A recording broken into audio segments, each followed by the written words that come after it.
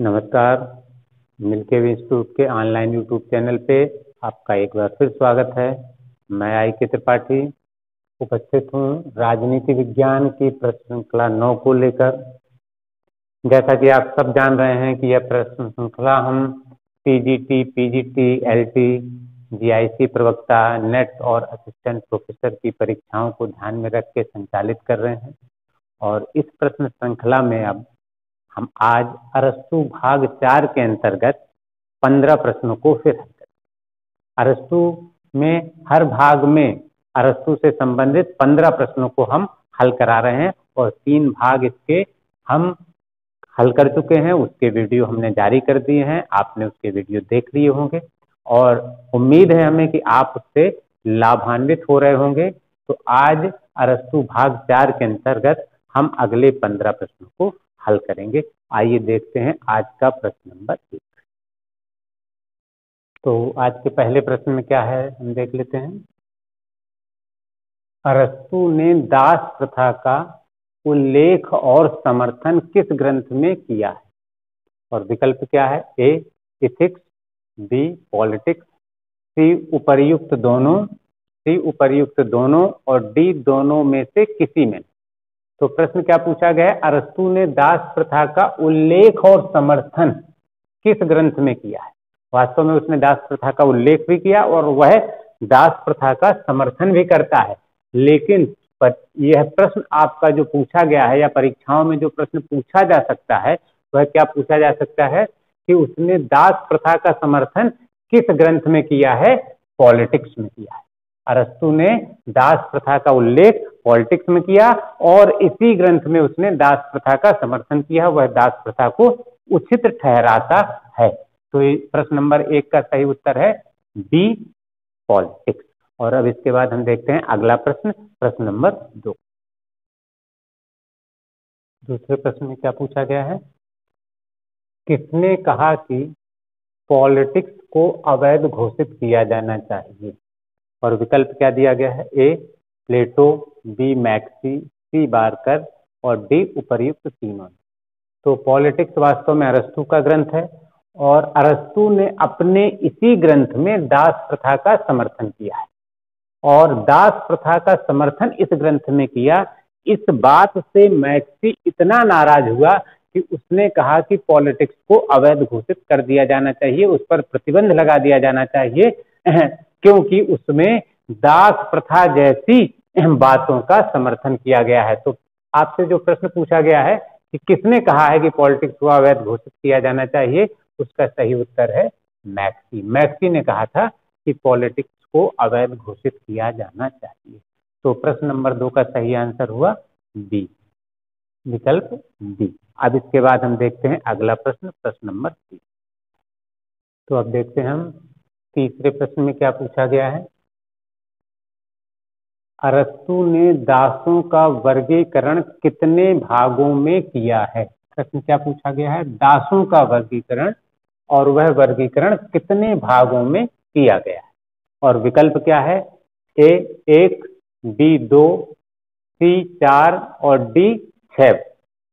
तो वास्तव में अरस्तु ने दास प्रथा का उल्लेख अपने ग्रंथ पॉलिटिक्स में किया। उसने इस दास प्रथा का समर्थन भी किया और उसने दासों का वर्गीकरण 2 प्रकारों में किया। अरस्तु ने दासों का वर्गीकरण 2 प्रकारों में। अरस्तु के अनुसार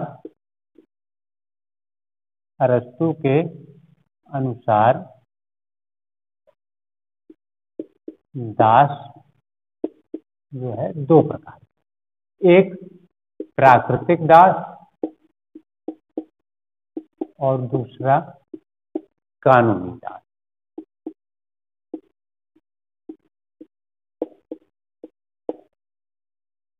अरस्तु के समय यूनान में कानूनी दासता भी प्रचलित थी और प्राकृतिक दासता भी प्रचलित थी।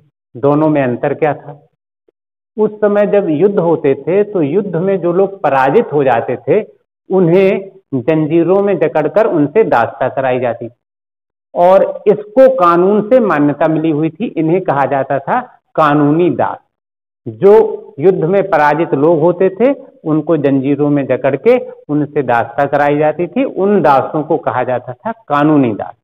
लेकिन प्राकृतिक दास वे होते थे जिनमें विवेक नहीं होता था, जो विवेक शून्य होते।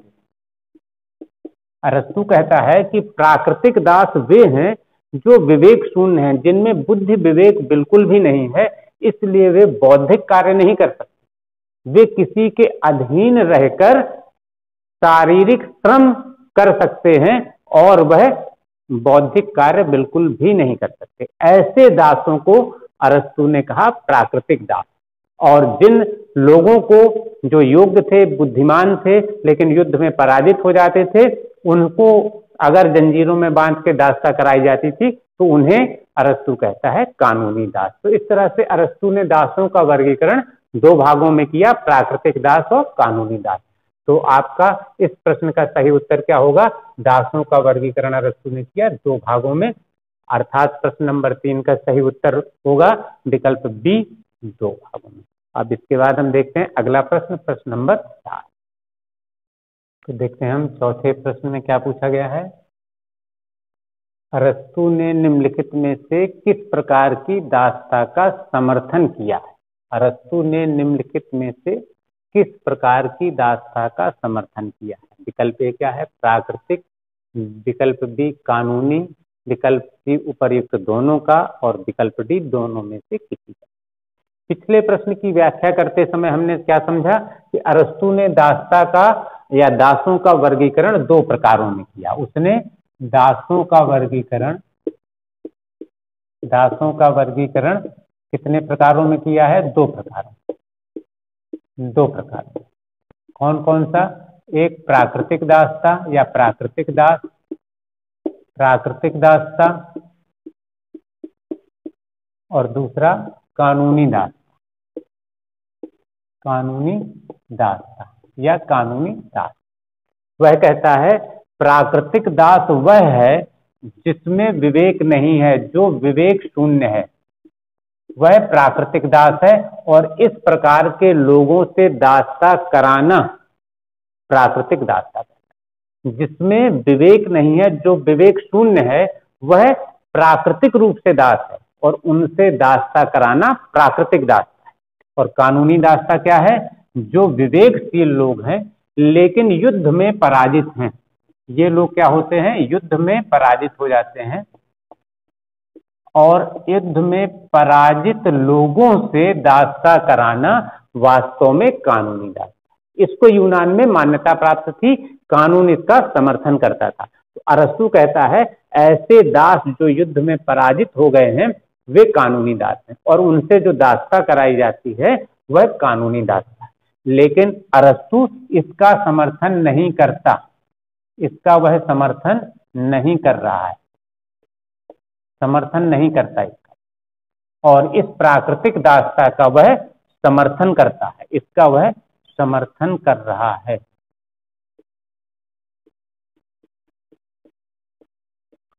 अरस्तु ने कानूनी दास्ता का समर्थन नहीं किया, वह केवल प्राकृतिक दास्ता का समर्थन करता है। वह कहता है कि प्राकृतिक दास वह है जो विवेक शून्य है, उस दास्ता का समर्थन अरस्तु कर रहा है, लेकिन कानूनी दास्ता का समर्थन वह नहीं करता है। तो प्रश्न में आपसे क्या पूछा गया है? अरस्तु ने निम्नलिखित में से किस प्रकार की दास्ता का समर्थन किया है? केवल प्राकृतिक दास्ता का समर्थन किया, कानूनी दास्ता का उसने समर्थन नहीं किया। तो इस प्रश्न का सही उत्तर क्या होगा? विकल्प ए, प्राकृतिक। अब इसके बाद हम देखते हैं अगला प्रश्न, प्रश्न नंबर 5। आइए देखते हैं इस 5वें प्रश्न में क्या पूछा गया है। एक कथन दिया गया है और पूछा गया है यह कथन किसका है? वह कथन क्या है? दास जीवन को सुखमय बनाने वाला होता है। दास जीवन को सुखमय बनाने वाला होता है, यह कथन किसका है? और विकल्प 4 दिए गए हैं। ए, अब्राहम लिंकन, बी, मैक्सी, सी, बार्कर, और डी, अरस्तु। तो हम इसमें सबसे पहले अरस्तु की परिवार व्यवस्था और परिवार में उत्पादन को समझ लें तो इस कथन के वक्ता तक हम पहुंच जाएंगे, किसने यह कहा है हम आसानी से जान सकेंगे। तो अरस्तु के अनुसार दो चीज हमें देखना है। क्या क्या देखना है? पहला तो परिवार व्यवस्था, परिवार की संरचना कैसी है, और दूसरा परिवार में उत्पादन कैसे होता है। परिवार में उत्पादन के उपकरण क्या क्या होते हैं। परिवार में जो उत्पादन होता है, हर परिवार उत्पादन कार्य में कुछ न कुछ भाग लेता है, वह किस तरह से उत्पादन करता है अरस्तु के अनुसार। तो अरस्तु कहता है परिवार कैसे होता है। परिवार में एक पुरुष होता है जो कि इस परिवार का स्वामी होता है।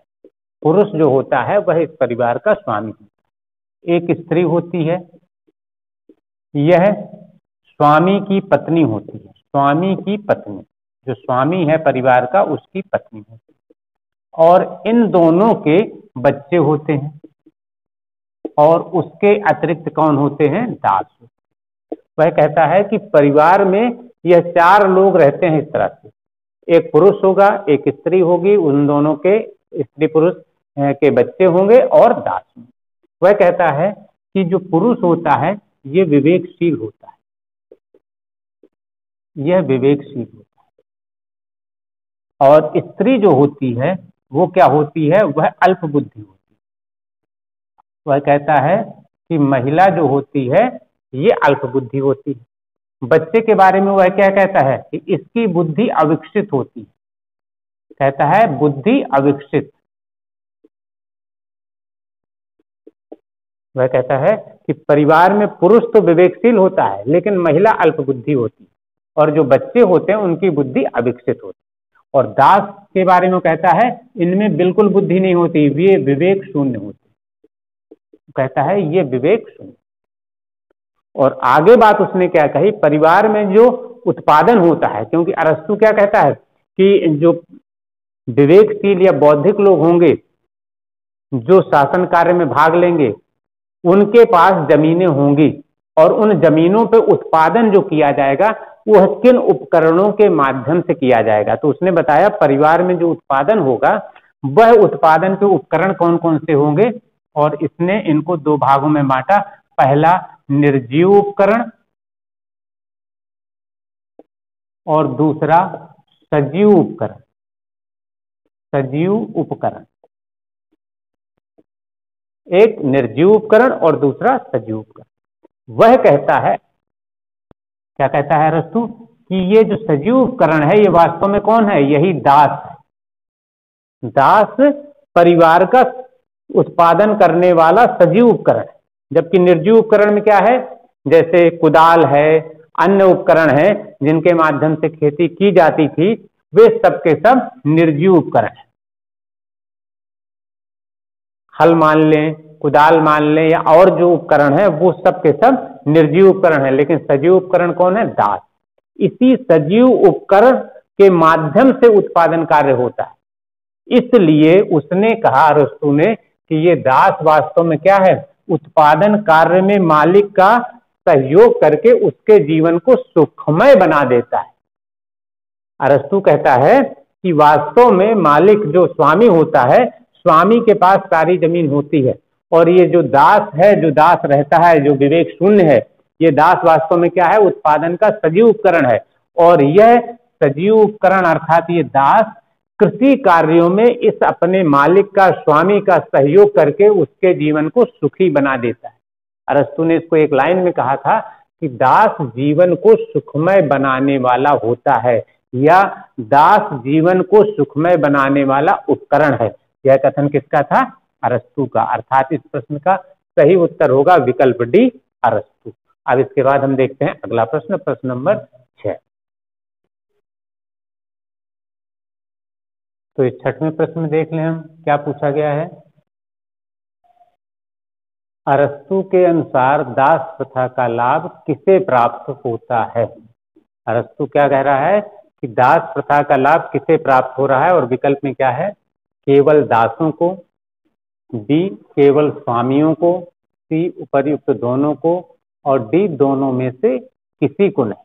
तो वास्तव में अरस्तु ने कहा था कि दास प्रथा का लाभ दोनों को मिलता है, दासों को भी मिलता है, स्वामियों को भी मिलता है।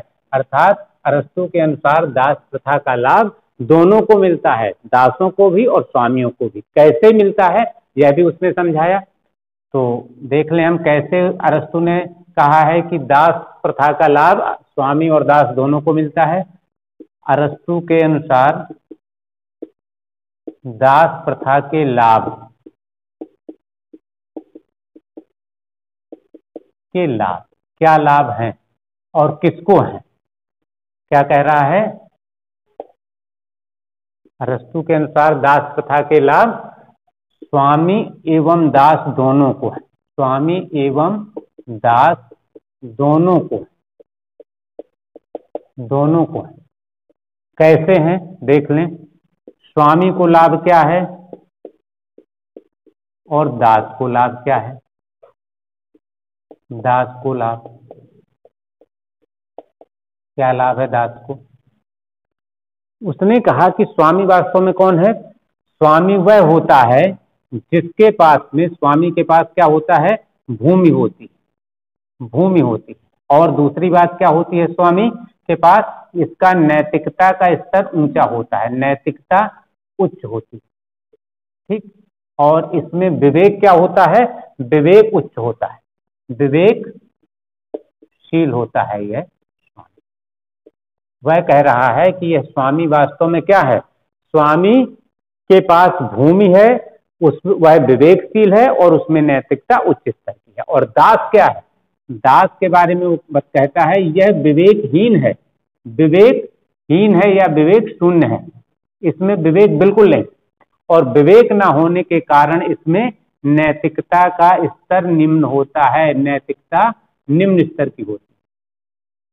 कहता है कि जो दास होते हैं, दास में नैतिकता वास्तव में निम्न स्तर की होती है। वह कहता है कि दास में विवेक नहीं होता और नैतिकता भी नहीं होती, नैतिकता निम्न स्तर की। अब अरस्तु ने कहा कि जब दास अपने स्वामी के पास रहता है तो स्वामी को क्या लाभ होता है? उसकी जमीन पर ये दास कार्य करता है, और जब जमीन पर दास कार्य करता है तो स्वामी को बौद्धिक कार्य का समय मिल जाता है,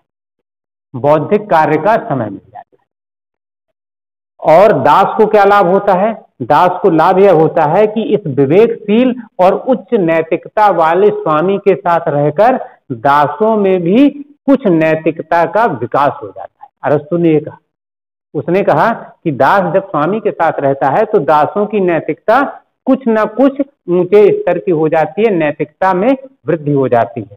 तो दास को लाभ क्या है? नैतिकता में वृद्धि, और स्वामी को लाभ क्या है? कि वह बौद्धिक कार्य कर लेता है। इस तरह से अरस्तु कहता है कि दास प्रथा का लाभ दासों और स्वामियों दोनों को प्राप्त होता है। तो इस प्रश्न का सही उत्तर क्या होगा? उपर्युक्त दोनों को, विकल्प सी। अब इसके बाद में हम अगला प्रश्न देखें, प्रश्न नंबर 7। तो इस प्रश्न में भी देख लें हम क्या पूछा जा रहा है। प्रश्न है, अरस्तु ने क्रांति का उल्लेख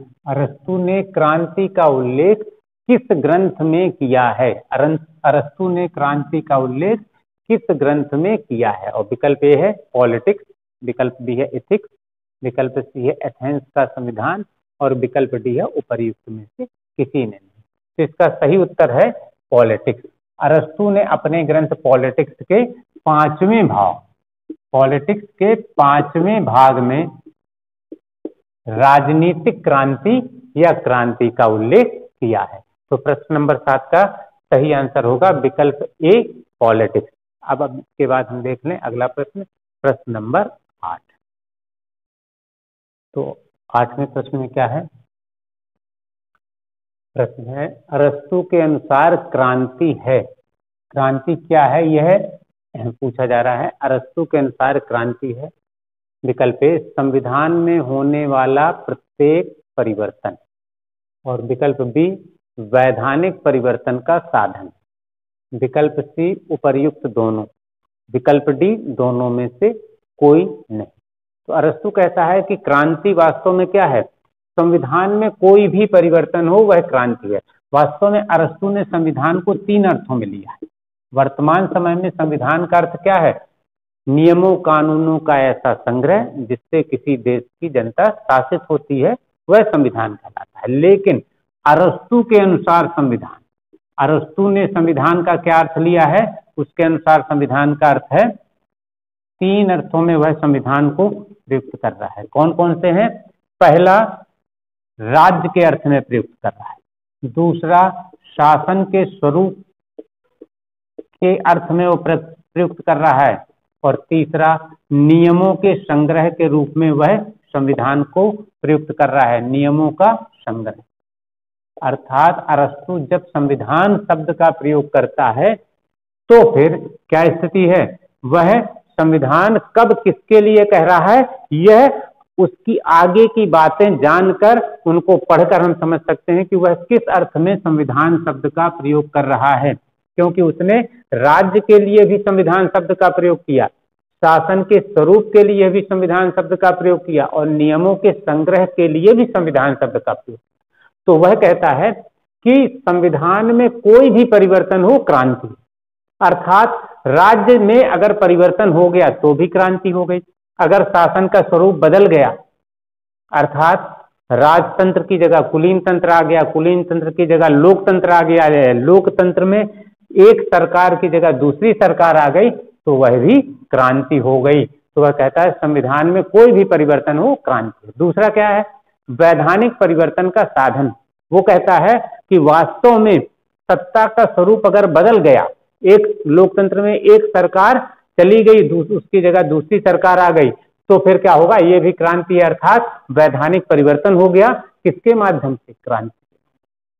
उसने कहा कि ये वास्तव में वैधानिक परिवर्तन का भी साधन है और संविधान में जो प्रत्येक परिवर्तन होता है वह भी क्रांति है। क्रांति दोनों है, चाहे संविधान में परिवर्तन हो जाए वो भी क्रांति है, या फिर वास्तव में परिवर्तन का जो साधन है वह भी क्रांति है। अर्थात उसके अनुसार क्रांति का अर्थ उपर्युक्त दोनों है। अर्थात प्रश्न नंबर 8 का सही उत्तर होगा विकल्प सी, उपर्युक्त दोनों। और अब इसके बाद हम अगला प्रश्न देख रहे हैं, प्रश्न नंबर 9। 9वां प्रश्न बहुत ही अच्छा प्रश्न है। देखें इसमें क्या पूछा जा रहा है। अरस्तू के अनुसार क्रांति का कारण निम्नलिखित में से कौन सा है? अरस्तू के अनुसार क्रांति का कारण निम्नलिखित में से कौन सा है? विकल्प ए, मध्यम वर्ग का अभाव। विकल्प बी, चुनावी छल कपट। विकल्प सी, असमानता की भावना। और विकल्प डी, उपर्युक्त तीनों। अरस्तू कहता है कि क्रांति के कारण वास्तव में उपर्युक्त तीनों है। अरस्तू ने कहा कि ये तीनों ही क्रांति के कारण है। वह कहता है कि अगर किसी समाज में, किसी राज्य में मध्यम वर्ग बहुत अधिक होता है तो वहां क्रांति नहीं होती, क्योंकि मध्यम वर्ग बदलाव नहीं चाहता और हर बदलाव को वह क्रांति कहता है। कहता है कि हर वैधानिक परिवर्तन, चाहे वह सत्ता में हो, चाहे राज्य के स्वरूप में हो, चाहे सरकार बदल जाए या राजतंत्र से कुलीन तंत्र, कुलीन तंत्र से लोकतंत्र आ जाए, शासन का स्वरूप बदल जाए, कुछ भी परिवर्तन हो वह क्रांति है। और वो कहता है कि जो मध्यम वर्ग होता है यह क्रांति नहीं चाहता, लेकिन अगर मध्यम वर्ग का अभाव है तो वहां क्रांति होने की संभावनाएं बहुत अधिक रहती हैं। उसने कहा क्रांति का एक बड़ा कारण है मध्यम वर्ग का अभाव। दूसरा कारण क्या है? चुनावी छल कपट। अगर लोकतंत्र में चुनाव जब होते हैं और सत्ताधारी पार्टी छल कपट करके फिर से सत्ता पर कब्जा कर लेती है, जो सत्ता में बने हैं वो लोग फिर से सत्ता पर कब्जा कर लेते हैं और वह भी छल कपट करके करते, तो ऐसी स्थिति में जो पराजित होता है वह निश्चित रूप से क्रांति करना चाहता है, सत्ता को बदलना चाहता है। तो अरस्तू कहता है क्रांति का दूसरा कारण चुनावी छल कपट होता है। और फिर तीसरी बात क्या है? उसने कहा असमानता की भावना क्रांति का सबसे बड़ा कारण होता है। जिनके पास संपत्ति नहीं होती है, जो दूसरों की तुलना में गरीब होते हैं, वो वास्तव में क्या चाहते हैं कि शासन में परिवर्तन हो जाए, शासन के स्वरूप में परिवर्तन हो जाए, जिससे उनकी गरीबी दूर हो सके। नया सरकार जो बने, नए शासक जो बने, हो सकता है उनको दूसरों के समान बना दें, उनकी गरीबी को, उनकी परेशानियों को दूर कर दें। तो वास्तव में अरस्तू क्या कहता है कि असमानता की भावना क्रांति का सबसे बड़ा कारण है, लेकिन ये दोनों भी कारण हैं। तो इस तरह से उसने कहा कि ये तीनों के तीनों क्रांति के कारण होते हैं। तो इस प्रश्न का सही उत्तर होगा उपर्युक्त तीनों। अब इसके बाद हम देखते हैं अगला प्रश्न, प्रश्न नंबर 10। 10वें प्रश्न को भी देखें हम। क्या है प्रश्न? अरस्तु निम्नलिखित में से किसे नागरिकता के अधिकार देता है? और विकल्प क्या है? ए स्त्रियों को, बी बालकों को, सी दासों को और डी उपर्युक्त में से किसी को। तो वास्तव में क्या है? अरस्तु इनमें से किसी को भी नागरिकता के अधिकार नहीं दे रहा है। वह नागरिकता के अधिकार इनमें से किसी को भी नहीं दे रहा है, अर्थात इस प्रश्न का सही उत्तर होगा विकल्प डी उपर्युक्त में से किसी को। तो अब बात आती है फिर वो नागरिकता के अधिकार दे किसे रहा है? तो अरस्तु वास्तव में नागरिकता के अधिकार केवल पुरुषों को देता है, केवल पुरुषों। और किन पुरुषों को देता है? सभी पुरुषों को भी वह नागरिकता के अधिकार नहीं देता, उन्हीं पुरुषों को देता है जिन्होंने शासन कार्य या न्यायिक कार्य या विधायी कार्य में स्थायी रूप से या कुछ समय के लिए भाग लिया हो। जिन्होंने शासन कार्य या न्यायिक कार्य या विधायी कार्य में पूर्ण रूप से या कुछ समय के लिए भाग लिया।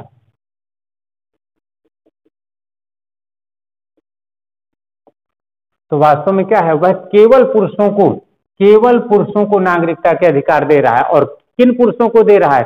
जिन्होंने शासन, न्यायिक या विधायी कार्यों में कुछ समय के लिए भाग लिया हो या हमेशा के लिए भाग ले रहे हो, उन्हीं पुरुषों को वह नागरिकता के अधिकार दे रहा है। बाकी पुरुषों को भी नागरिकता के अधिकार नहीं दे रहा है।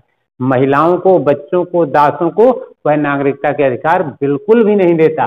तो इस प्रश्न का सही उत्तर क्या होगा? वह किसे नागरिकता के अधिकार दे रहा है? इनमें से किसी को नहीं, अर्थात इसका सही उत्तर होगा विकल्प डी। अब इसके बाद हम देखते हैं अगला प्रश्न, प्रश्न नंबर 11। तो हम देख लेते हैं इस 11वें प्रश्न में क्या पूछा गया है। यह वास्तव में प्लेटो और अरस्तु के नागरिकता संबंधी विचारों में अंतर पर प्रश्न है, और ये अपने आप में एक बहुत अच्छा प्रश्न है। क्या पूछा गया है इसमें? प्लेटो और अरस्तु के नागरिकता संबंधी विचारों में अंतर निम्नलिखित में से कौन सा है? आपसे यह पूछा जा रहा है कि निम्नलिखित में से कौन सा अंतर प्लेटो और अरस्तु के नागरिकता संबंधी विचारों में है? कौन सा अंतर है? ए है, बी है या दोनों है या दोनों में से कोई नहीं। तो हम देखें विकल्प ए में क्या अंतर बताया गया है। विकल्प ए में क्या है? प्लेटो राजनीतिक एवं अराजनीतिक दोनों प्रकार के व्यक्तियों को नागरिकता के अधिकार देता है, जबकि अरस्तु केवल उन्हीं लोगों को नागरिक मानता है जो शासन कार्य में भाग लेते हैं। ये दोनों बातें सच है। प्लेटो नागरिकता को कर्तव्यों से जोड़ता है और वह सबको नागरिक मानता है, सबको नागरिकता के अधिकार देता है, चाहे वह शिक्षित हो, अशिक्षित हो, राजनीतिक हो या अराजनीतिक हो। प्लेटो सबको नागरिकता के अधिकार दे रहा है, लेकिन अरस्तु सबको नागरिकता के अधिकार नहीं देता। वह केवल उन लोगों को देता है जो शासन कार्य या विधायिक कार्य या न्यायिक कार्य में भाग लेते हैं। तो वास्तव में उस समय प्रत्यक्ष लोकतंत्र था, तो जो शासन के कार्य में भाग लेता था वही न्यायिक कार्य में भी भाग लेता था और वही विधायिक कार्य में भी भाग लेता था। तो अगर तीनों में से कोई भी एक लिख दिया जाए कि शासन कार्य में भाग लेता है, तो उसका अर्थ है वह तीनों कार्यों में भाग लेता है। तो यह अंतर सच है। ये दोनों प्लेटो और अरस्तु के नागरिकता संबंधी विचारों में यह अंतर है। अब हम देख लें दूसरा विकल्प बी है, ये क्या है? यह भी अंतर है कि नहीं। तो विकल्प बी में क्या है? प्लेटो कहता है कि अच्छा व्यक्ति ही अच्छा नागरिक बन सकता है, यह सच है। प्लेटो ने नागरिकता को व्यक्ति के कर्तव्यों से जोड़ा, गुणों से जोड़ा। इसलिए वो कहता है कि अच्छा व्यक्ति जो होगा वही अच्छा नागरिक बनेगा, वही अपने कर्तव्यों को अच्छे से निभाएगा। जो अच्छा व्यक्ति नहीं होगा वह अच्छा नागरिक नहीं बन सकता। तो प्लेटो ने यह स्टेटमेंट दिया था, यह कथन उसका है। जबकि अरस्तु क्या कहता है? अरस्तु कहता है कि नागरिकता का व्यक्ति के गुणों से कोई संबंध नहीं है। यह भी बात सच है, क्योंकि अरस्तु के अनुसार नागरिक कौन है? जो शासन के कार्य में भाग लेता है। शासन कार्य में अच्छा व्यक्ति भी पहुंच जाता है, बुरा व्यक्ति भी पहुंच जाता है। तो इसलिए उसने कहा कि वास्तव में नागरिकों व्यक्ति के गुणों से नागरिकता का कोई संबंध नहीं है, क्योंकि व्यक्ति के गुण अच्छे हों या बुरे हों वह शासन कार्य में भाग ले सकता है, और जब शासन कार्य में भाग लेगा तो वह नागरिक माना जाए। अर्थात प्लेटो और अरस्तु के नागरिकता संबंधी विचारों में यह भी अंतर है। अर्थात इन दोनों के, प्लेटो और अरस्तु के नागरिकता संबंधी विचारों में अंतर ये भी है और बी भी है। अर्थात उपर्युक्त दोनों अंतर हैं उन दोनों के नागरिकता संबंधी विचारों में। तो इस प्रश्न का सही उत्तर है कि उपर्युक्त दोनों विकल्पों में जो अंतर दिए गए हैं वे दोनों अंतर प्लेटो और अरस्तु के नागरिकता संबंधी विचारों में अंतर हैं।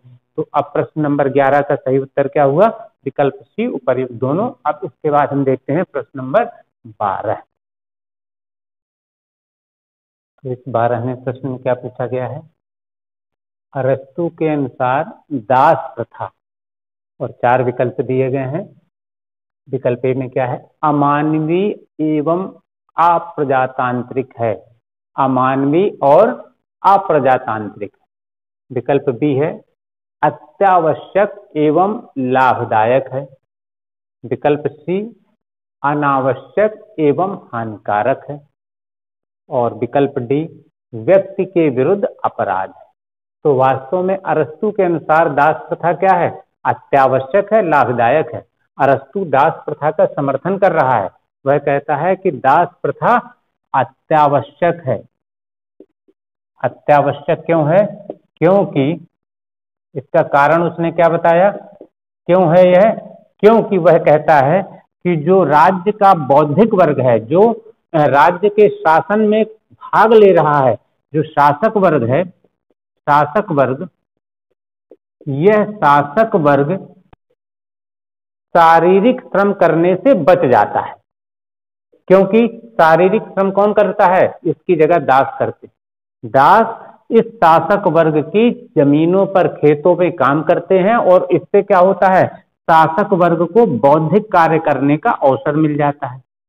बौद्धिक कार्य का अवसर मिल जाता है। तो इसलिए ये वास्तव में आवश्यक है। और इस दास के कृषि कार्य में भाग लेने से राज्य का उत्पादन भी बढ़ता है। तो उसने कहा कि यह दास प्रथा वास्तव में आवश्यक है। और दूसरी वह क्या कहता है? यह लाभदायक है। लाभदायक कैसे है?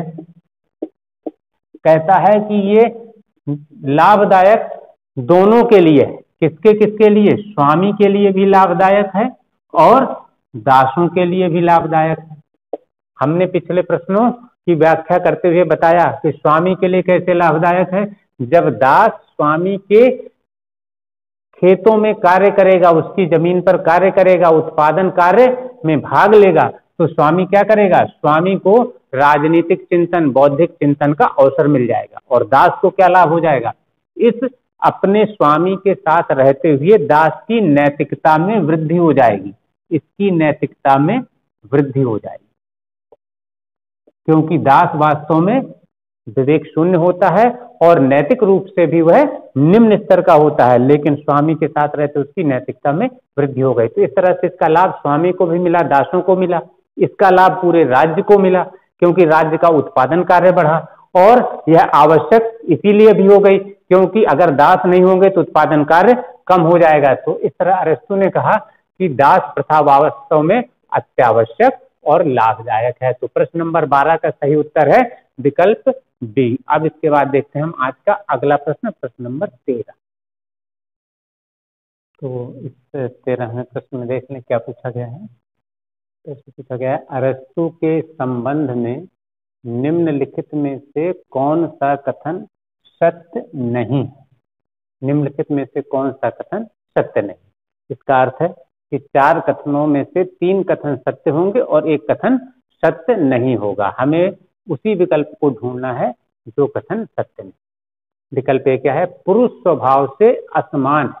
अरस्तु कहता है कि पुरुष स्वभाव से असमान है। कुछ पुरुष विवेकशील हैं और कुछ पुरुष विवेकहीन हैं। कुछ पुरुष में शौर्य का गुण है, दास, और कुछ में स्वामी का गुण है, कुछ में दासत्व का गुण है। तो इस तरह से वह कहता है कि पुरुष स्वभाव से असमान है, अर्थात यह कथन सत्य है। विकल्प बी क्या है? उच्च के प्रति निम्न की अधीनस्थता। अरस्तु ने दास प्रथा का समर्थन किया और उसने कहा कि दासता तो प्रकृति में है, प्रकृति में भी ऊंचा नीचा रहता है।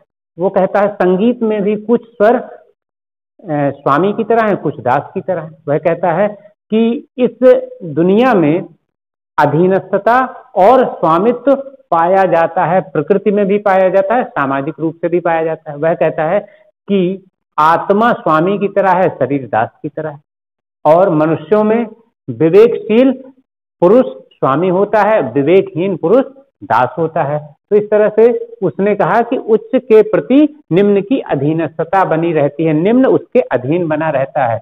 तो यह कथन दूसरा भी सत्य है, विकल्प बी भी सत्य है। और हमें क्या ढूंढना है? कौन सा सत्य नहीं है। तो अब हम अगले विकल्प पे विचार करते हैं। वह कहता है स्त्रियां स्वभाव से पुरुषों के अधीन होती हैं। अरस्तु ने स्त्रियों को पुरुषों की तुलना में नीचा स्थान दिया है। वह कहता है कि वास्तव में महिलाएं जो होती हैं, स्त्रियां जो होती हैं, वो अल्पबुद्धि होती हैं और वह स्वभाव से पुरुषों के अधीन बनी रहना चाहती हैं। तो इस तरह से विकल्प सी भी सत्य है। इसका अर्थ है विकल्प डी असत्य है। हम देख लें कैसे असत्य है विकल्प डी। इसमें कहा गया है दास प्रथा उचित सिद्ध की गई। ये बात यहां तक सच है, दास प्रथा उचित सिद्ध की गई।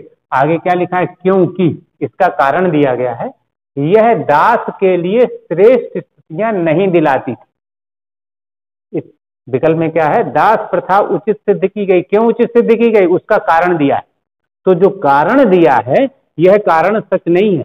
दास प्रथा तो उचित सिद्ध की ही गई, लेकिन उसके उचित सिद्ध करने का कारण यह नहीं था कि दास के लिए श्रेष्ठ स्थितियां नहीं मिल रही हैं, बल्कि उसके उचित सिद्ध करने का कारण यह था कि वास्तव में दास प्रथा पूरे समाज के लिए, स्वामी के लिए और दासों के लिए लाभदायक है। इस कारण वह उचित सिद्ध की गई थी। लेकिन यहाँ कारण कुछ और दिया जा रहा है। इसका अर्थ है कि यह विकल्प गलत है, यह सत्य नहीं है। और आपसे प्रश्न यही पूछा गया है कि निम्नलिखित में से कौन सा कथन सत्य नहीं है? विकल्प डी सत्य नहीं है, क्योंकि दास प्रथा के उचित सिद्ध किए जाने का कारण उसका लाभदायक होना और समाज के लिए आवश्यक होना था, बाकी और कोई कारण नहीं था। तो इसका सही उत्तर है विकल्प डी। अब इसके बाद देखते हैं हम आज का अगला प्रश्न, प्रश्न नंबर 14। इस प्रश्न में क्या पूछा गया है? वितरणात्मक न्याय का अग्रणी प्रतिपादक था, और विकल्प 4 दिए गए हैं। ए प्लेटो, बी अरस्तु, सी सुकरात और डी रॉड। तो वास्तव में अरस्तु ने जो न्याय को विभाजित किया वो कितने भागों में विभाजित किया, इसको देख लें पहले। अरस्तु का न्याय, अरस्तु का न्याय क्या है? 2 भाग में इसने विभाजित किया, एक पूर्ण न्याय और दूसरा विशेष न्याय। विशेष न्याय और विशेष न्याय को इसने फिर 2 भागों में विभाजित किया है। एक है वितरणात्मक न्याय और दूसरा है सुधारात्मक न्याय।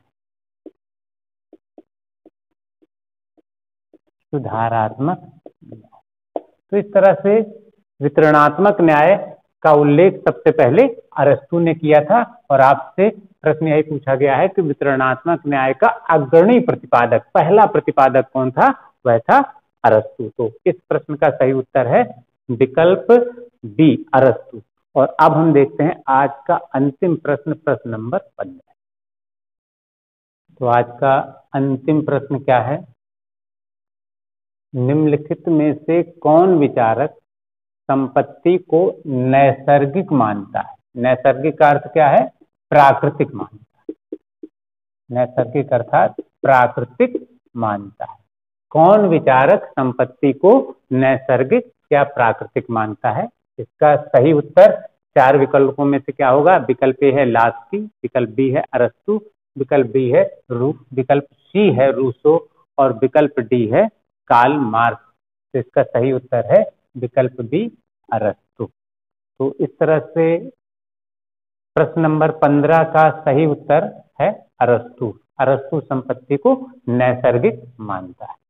तो आज अरस्तु भाग 4 के अंतर्गत हमने फिर 15 प्रश्न हल कराए, इनकी व्याख्या दी और हमें पूरा विश्वास है कि ये प्रश्न श्रृंखला आपके लिए बड़ी लाभदायक सिद्ध हो रही होगी।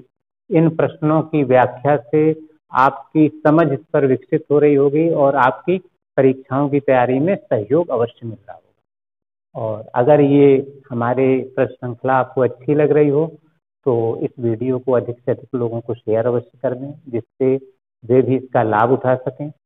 और आप अपने कमेंट अवश्य लिखें।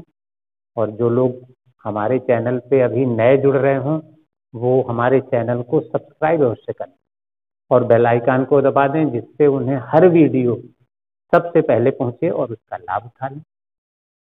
और आप सब हमारे टेलीग्राम चैनल को अवश्य ज्वाइन कर लें, जिसका लिंक डिस्क्रिप्शन बॉक्स में दिया गया है। तो इस तरह से हमारी प्रश्न श्रृंखला में आज अरस्तु के भाग 4 में हमने 15 प्रश्न कराए। अगले वीडियो में हम अरस्तु भाग 5 के अंतर्गत 15 और प्रश्न कराएंगे।